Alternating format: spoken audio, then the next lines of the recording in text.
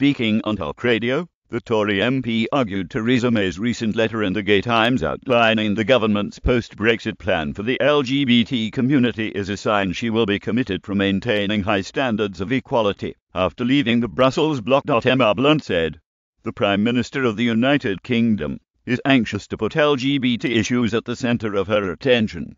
To have the UK Prime Minister in the middle of the Brexit negotiations going off, still being able to write a letter to the Gay Times, and having a policy for an LGBT action plan should give comfort to the community that these issues remain at the centre of the government's attention." The 2004 Gender Recognition Act was groundbreaking when it happened, but that is now 14 years old, and society has moved quite significantly. And our understanding has improved very much in the last 14 years around all of these issues, and that is all a good thing. Getty Brexit News. Crispin Blunt praises PM's interest in LGBT rights in the middle of the negotiations, but the consultation has got to get out of the way in order for us to bring these measures up to date. In a letter penned to the LGBTQ community for the Gay Times, the Prime Minister pledged her government's support to help make us a country where no one feels the need to hide who they are or who they love. The PM wrote, "It will set out concrete steps the government will take to improve lives for LGBT people in this country and address some of the injustices the community has faced.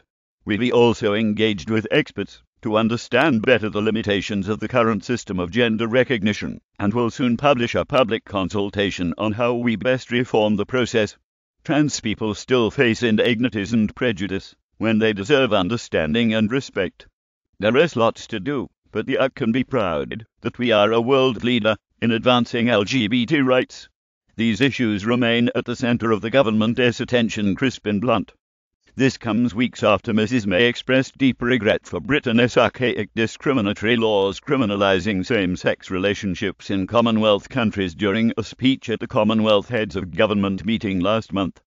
In 37 countries in the Commonwealth, being LGBTQ is still punishable by jail time, with many of the country's leaders using laws imposed by Britain to persecute minorities. Those laws were wrong then, and they are wrong now, the PM added. And as the UK's Prime Minister, I expressed my deep regret for both the fact that such laws were ever introduced, and the legacy of discrimination, violence and even death that persists today. It is important to put this right. Nobody should face persecution or discrimination because of who they are or who they love.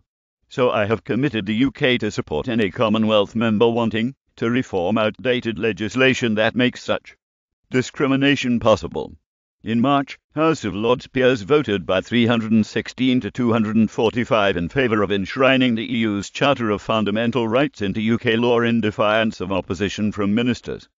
Ministers had warned that a proposed amendment to the government's EU withdrawal bill would enshrine a body of foreign law onto Britain's statute book. Tory frontbench peer Lord Keane said, "The idea we'd have to cling to a body of foreign law in order to maintain fundamental human rights in this country is simply astonishing."